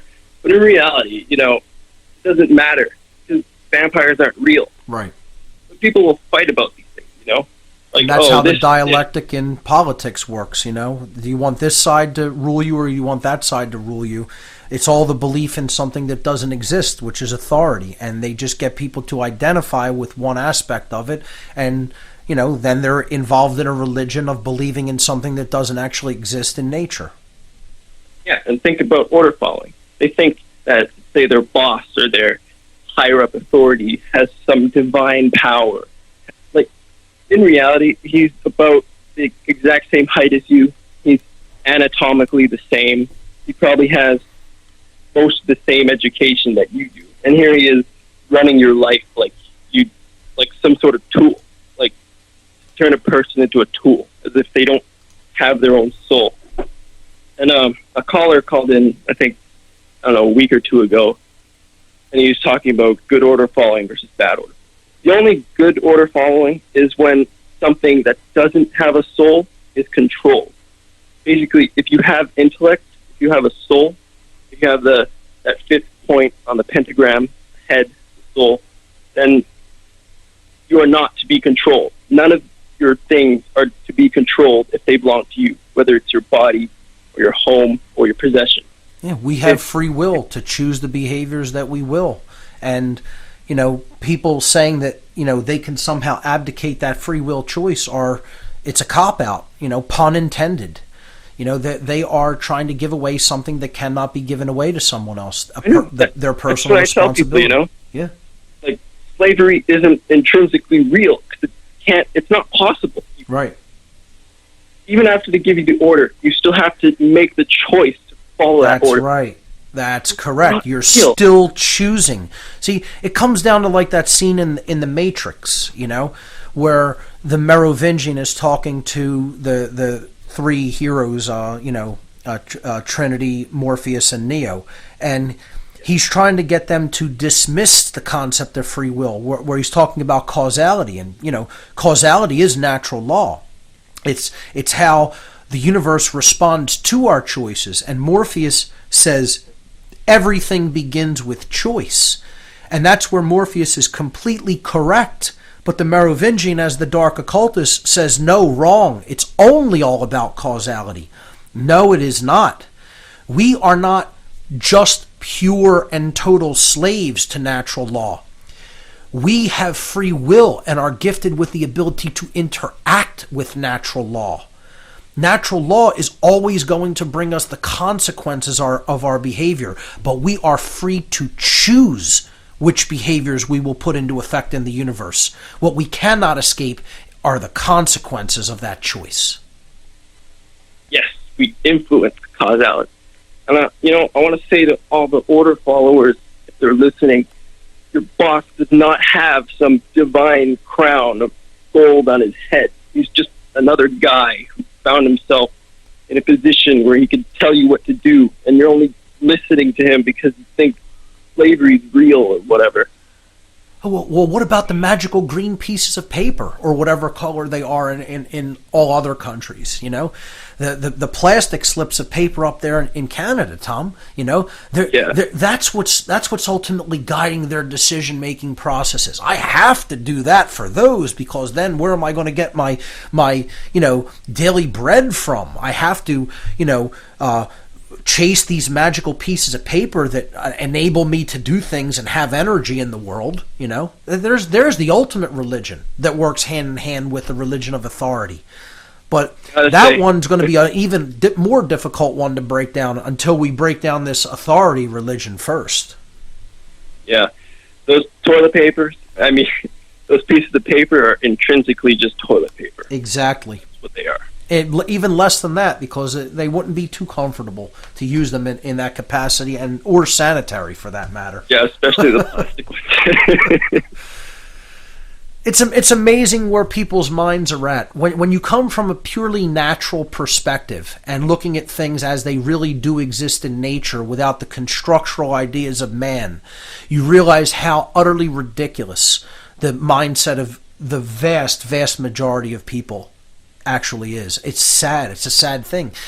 Like one of the previous callers said, it does become like a comedy. Like, it's such a grand joke, and the joke's all on us. The punchline's on us. We're the punchline. When none of it has to be this way, and we have potential that we can scarcely even imagine to do incredibly creative and wondrous things as beings and as a species, in the aggregate sense. And what are we doing? We are absolutely festering in a prison of our own making. Honestly, it's all ego. We put this vision of the world over the actual world, and yep. Then we wonder why everything doesn't make sense.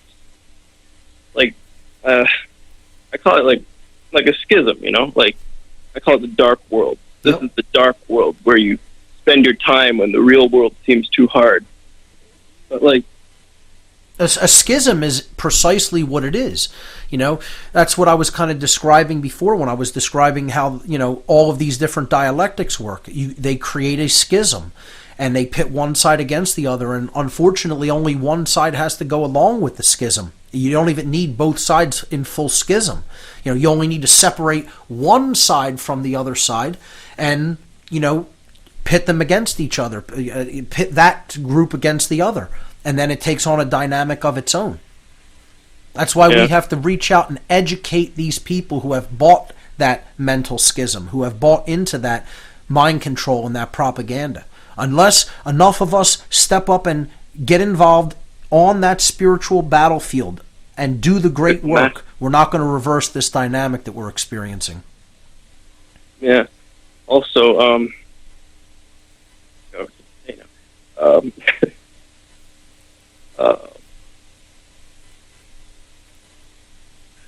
yeah, I forgot. Well, no worries, Tom. Great points that you brought up there, and that is what it all really comes down to: is deep ego, not being able to admit that we were wrong or we were duped, and that's what we have to get these people ultimately to see, who are giving their energy and their mind over to something that's ultimately leading us down a completely evil path that leads to nothing but destruction and slavery. So I want to thank you for your call. Great points that you brought up. As always, everybody who calls into this show brings up phenomenal points constantly. I want to thank everybody for calling in and offering their points of view. And I want to say, stay tuned, because we have really, really profound topics coming up on future shows that are going to be controversial, to say the least. But without any question, they will be enlightening. Remember, everyone, there are only two mistakes that you could ever make on the path to truth: not starting and not going all the way. You've been listening to What on Earth is Happening? Thanks so much. We'll see you right here next week.